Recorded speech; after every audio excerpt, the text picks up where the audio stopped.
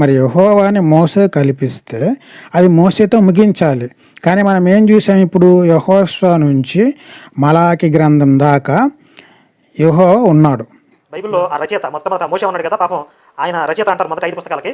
ఆయనే ఈ దేవుడిని పరిచయం చేశాడు. మొదటిగా మనము యెహోషువ 3వ అధ్యాయము 5వ వచనం చూద్దాము. 5, 7 ముందు చూద్దాము. మరియు యెహోషువ, రేపు యెహోవా మీ మధ్య అద్భుత కార్యములను చేయును కనుక మిమ్మును మీరు పరిశుద్ధపరచుకొనుటని జనులకు ఆజ్ఞ ఇచ్చెను. 7వ వచనము.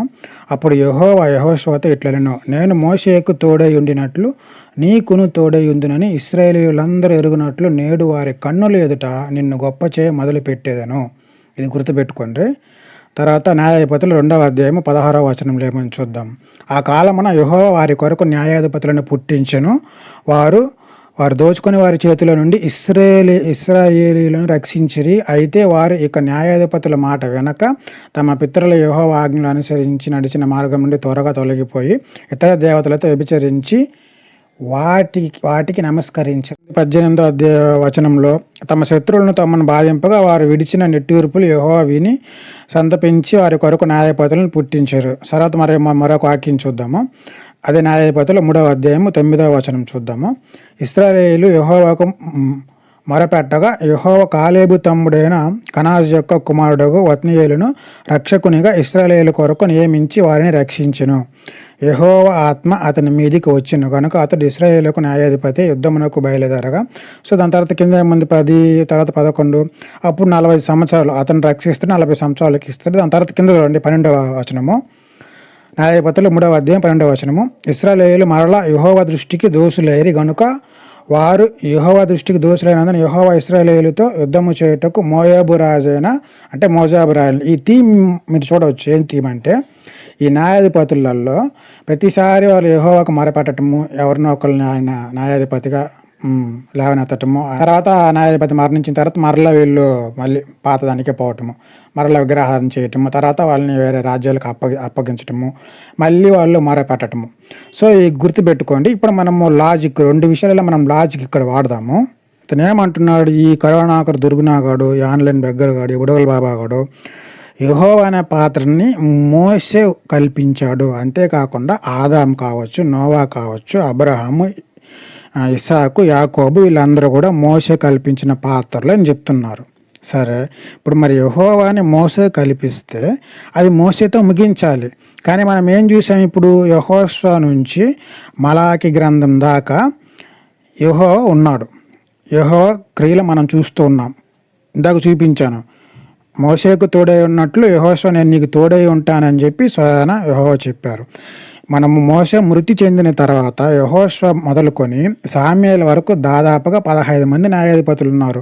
అందులో సాంసన్ ఉన్నారు, ఒక లేడీస్ కూడా ఉన్నారు, దిబోరా, ఇంకా గిడియోను, ఇంకా ఎలి, చాలామంది ఉన్నారు.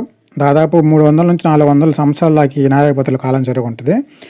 వీళ్ళు ఒక 15 మంది. అంతేకాకుండా మనకి మైనర్ ప్రాఫిట్స్, మేజర్ ప్రాఫిట్స్ అని ఉంటుంది. మేజర్ ప్రాఫిట్స్ అంటే ఏసియా, ఇర్మియా, ఎజెకియేలు, దానియేలు, వీళ్ళు మేజర్ ప్రాఫిట్స్. మైనర్ ప్రాఫిట్స్ అంటే హోసే నుంచి మలాకి దాకా. ఈ మోసే మృతి చెందిన కాలం నుంచి మలాకి కాలం దాకా దాదాపుగా ఒక 1000 years పైన ఉంటుంది. ఒక యావరేజ్గా మినిమం 1000 వేసుకుందాం. సో యెహోషువ నుంచి మలాకి దాకా చూసుకుంటే ఈ ప్రవక్తలు కావచ్చు, రాజులు, కొంతమంది పుస్తకాలు రాయన అంటే వాళ్ళ పేరుతో పుస్తకం రాయన ప్రవక్తలు కూడా ఉన్నారు. ఉదాహరణకి నాతాను, అదేవిధంగా దావీదు, రాజులు, ఈ ప్రవక్తలు వీళ్ళందరితో కూడా యెహోవా వాళ్ళని ఎంచుకొని వాళ్ళని మాట్లాడినట్టు ఉంది. వాళ్ళకి ఆయన సందేశాలను ఇచ్చి ఆయన నడిపిస్తున్నాడు. ఆయన ఆత్మ వాళ్ళ మీదకు రావటము, ఆయన చెప్పమని వీళ్ళు చెప్పటము, ప్రవచించటము, ప్రజల్ని హెచ్చరించటము, ఇవన్నీ కూడా మినిమం వేసుకుంటే మోసే మృతి చెందిన కాలం నుంచి మలాకి దగ్గర 1000 సంవత్సరాల కాలంలో మరి ఈ 40 మంది పైగా ఉన్నారు. వీళ్ళు లెక్క చూసుకుంటే ఎక్కువే ఉంటారు. 40 మంది వేసుకుందాం యావరేజ్గా. మరి మోసేతో పాటు ఈ 40 మంది కూడా యెహోవా అనే పాత్రని కల్పించారా, సృష్టించారా? వాళ్ళు వచ్చాక ఓ హిందుత్వ మతోన్మత కొండేరి బెర్రెల్లారా, ఈ కరోనా ఆఖరికి భజన చేసే ఎర్రి బెర్రెల్లారా, లాజిక్ ఇక్కడ వాడండి. ఏది లాజికలు? మనిషికి మరణం ఉంది, మనిషికి పుట్టుక ఉంది, మరణం ఉంది, ఎక్కువ కాలం జీవించడు. కానీ యెహోవా దేవుడు నిత్య దేవుడు, సత్య దేవుడు. ఆయన పుట్టుక చావు లేనివారు, ఆయన నిత్యుడు.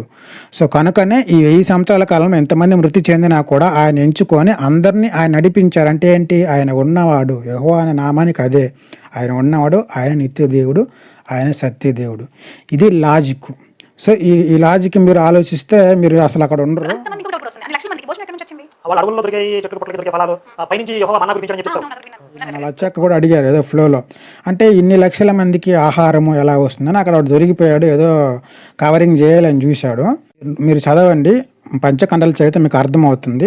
వాళ్ళు ఈజిప్ట్ నుంచి బయలుదేరి వచ్చినప్పుడు 20 సంవత్సరాలు పైబడినటువంటి పురుషులు 6,03,000 మంది. సో రౌండ్ ఫ్రీగా 6 లక్షల మంది వేసుకున్న పురుషులు మాత్రమే.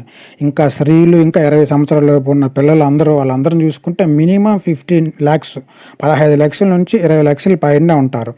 మరి వాళ్ళు ఎన్ని సంవత్సరాలు ఉన్నారు ఎడారి ప్రాంతంలో? ఎందుకంటే వాళ్ళు యెహోవా ఆజ్ఞని తిరస్కరిస్తారు, ఆయనకి ఎదురుగా తిరుగుబాటు చేస్తారు, సనుక్కుంటూ గొనుక్కుంటూ పదే పదే మోసేను కూడా సనుక్కుంటూ గొనుక్కుంటూ మోసే వ్యతిరేకంగా కూడా తిరుగుబాటు చేస్తారు. అందుకని ఆ జనరేషన్ని అక్కడ ఇచ్చేసేస్తారు. ఆ జనరేషన్ తర్వాత నెక్స్ట్ జనరేషన్ని కానానికి తీసుకుపోతారు. సో ఇదంతా ఎన్ని సంవత్సరాలు జరిగింది? 40 సంవత్సరాలు జరిగింది. ఇక్కడ లాజిక్ కూడా అంటే వాళ్ళు వచ్చాక మళ్ళీ ప్రశ్నించండి.